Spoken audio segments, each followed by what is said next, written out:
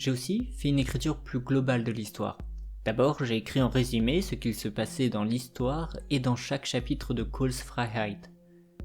J'ai séparé le scénario en 3 actes, c'est un style d'écriture qui est très commun, mais il me permet d'être plus rigoureux et droit dans ce que je veux raconter. Ce qui va beaucoup m'aider étant donné que c'est la première fois que je fais un manga avec une histoire aussi longue, et surtout, c'est la première fois que je fais un manga d'enquête, donc il faut que je sois rigoureux et droit. Ainsi, je peux avoir une petite idée du nombre de chapitres dont j'ai besoin pour ce one-shot. Et justement, ça m'a permis de voir que j'ai besoin de 14 chapitres au minimum. Sachant qu'un tome va d'environ 5 à 10 chapitres, je pense que mon manga va plutôt se faire en 2 tomes plutôt qu'un seul. Grâce à cela, j'ai pu aborder plus sereinement les storyboards. J'ai fait ceux des 2 premiers chapitres.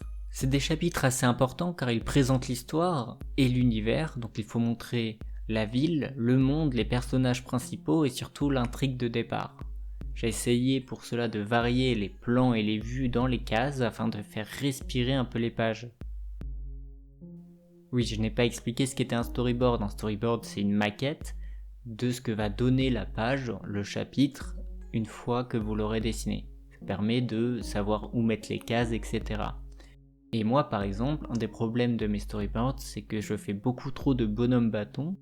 Du coup, ça ne me permet pas de visualiser, quand je veux faire ma page, comment se situe la caméra par rapport à l'action.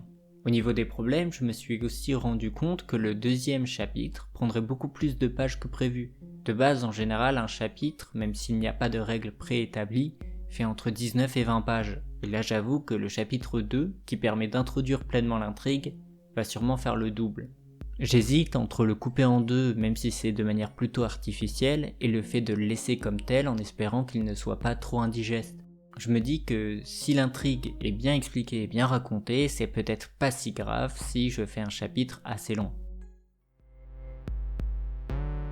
Voilà, c'est tout pour ce 2e journal de bord. Donc pour la prochaine fois, je vais me faire une petite to-do list. J'espère que j'aurai fini de faire les styles vestimentaires de chaque quartier de Cole et que j'aurai adapté le chara-design en fonction.